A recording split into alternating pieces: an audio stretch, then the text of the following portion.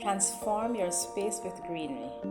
In this informative video, we'll take you through the step-by-step process of starting your very own vertical garden, bringing life and vibrant colors into any space. Whether you're a beginner or a seasoned gardener looking to try a new approach, this guide will help equip you with all the necessary knowledge to create a stunning vertical garden with the herbs and vegetables and even fruits of your choice.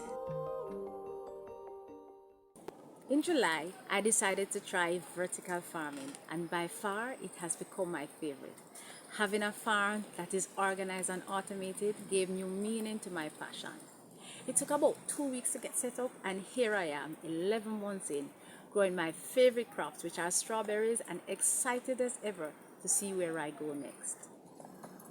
You see guys, starting a vertical garden at home can provide your family with fresh fruits and vegetables all year round.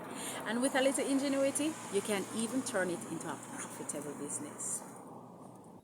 Stay with me for the next few minutes and let me show you how easy it is for you to get started. Hi guys, welcome back. And if you're new here, my name is Carissa. Thanks for stopping by and welcome to NUTRI-GREENS Farm, where I love to share helpful tips on how you can start your own no-dig garden, growing the food that you love right from the comforts of your home.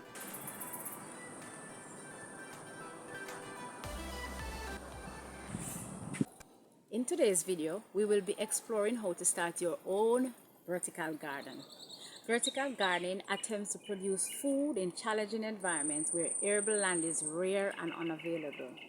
A vertical garden can produce 10 times the yield by stacking plants vertically on shelves or tall pillars where crops can grow all year round. If you're having doubts about how this could work for you, here are 8 tips if you're a beginner who want to start vertical gardening. Vertical gardening takes gardening to new heights and does it in style. It can be done indoor or outdoor. If you live in the city and have limited space, then an indoor vertical garden would be a better option. If you have space in your backyard, then an outdoor vertical setup would be ideal. Planting crops vertically allows for better use of space as more crops can be planted per square foot than traditional gardening methods. Consider the space you have available and choose the better option. Vertical gardening is a great way to grow your herbs or vegetables in a small space or on a wall. It can improve the air quality, aesthetics, and mood of your environment. This leads us to our next step. Choose the right plants for your vertical garden. Some plants that are suitable for your vertical garden are lettuce, spinach, strawberries, mint, thyme, dill, oregano. Avoid plants that are too heavy, too tall, or require plenty of soil or water. A vertical garden can produce crops all year round since they are not dependent on seasonal changes or weather conditions. Next, decide on the type of system you want to use. You can use various materials and methods to create your vertical garden, such as trellises, shelves, pocket pouches, hanging basket, pallets, A-frames, rain gutter, or hydroponics in PVC. Make sure the structure is sturdy, secure, and can support the weight and size of your plants. Also, make sure the location has enough sunlight, ventilation, and drainage for your plants. Next, set up your vertical garden system. There are many different types of vertical gardens, including wall-mounted grades, freestanding gardens, and hanging gardens. Whether it is indoor and you choose a pocket plant or hanging pot for your kitchen, or if it's outdoor and you choose to use pallets or A-frames or a rain gutter, have someone help you to build out and set up and erect.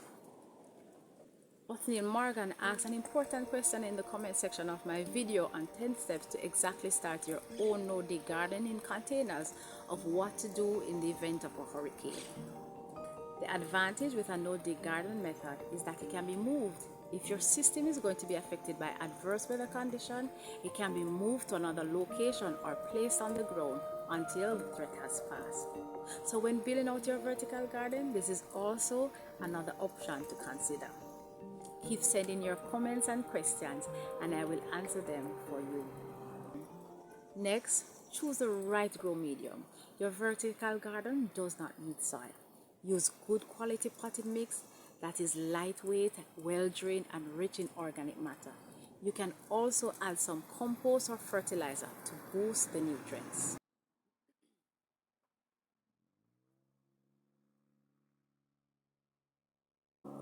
Make sure they have proper drainage and are easy to water and maintain. You can also use gravel, which I currently use in my vertical garden setup. This allows for proper drainage, which prevents overwatering and root rot. Next, install the necessary equipment and technology. Automating your vertical garden is a great way to ensure that you work smarter and not harder. We want you to enjoy your growing experience, so automating the system is a great way to do so. You can also use a timer to ensure plants are watered on time and you do not have to worry if you are not at home. Purchase a simple timer at your home and garden or online store that can be connected to either garden hose. Install and set timing schedule and you're all set. Vertical gardening uses about 95% less water since the water can be recycled and reused within the system. Next, plant your transplants. For vertical gardening, it is recommended to plant transplants instead of seeds. You can still sow your seeds, and when they reach the required height of 3 to 5 inches tall and have 3 or 4 true leaves, then you can transplant them in your selected vertical garden. Make sure you have proper drainage and are easy to water and maintain. Carefully remove transplants, dig a hole and plant them. It is crucial that plants have adequate spacing because too little spacing will cause plants to compete for sunlight and nutrients, which will prevent them from growing to their full size and oftentimes results in pests and diseases. Prune your plants often and use organic chemicals such as baking soda or hydrogen peroxide to eliminate any insects, fungi, or bacteria. Finally, harvest your crops at the right time and enjoy. Most of the crops you will select for your vertical garden takes approximately 6 to 12 weeks from planting to harvesting. So learn about when to reap each crop and enjoy the fruit and vegetables of your labor with family and friends. And there you have it, guys. 8 tips to get you started with your vertical garden. Thank you for watching this video. I hope you found it helpful and inspiring. If you did, please give it a thumbs up and leave a comment below. Let me know what kind of plants you are growing in your vertical garden or what challenges you are facing. I would love to hear from you and answer any questions you may have. If you want to learn more about no-dig gardening and how you can grow your own food, subscribe to my channel and hit the bell icon so you don't miss any of my future videos. You can also check out some of my other videos on the screen right now.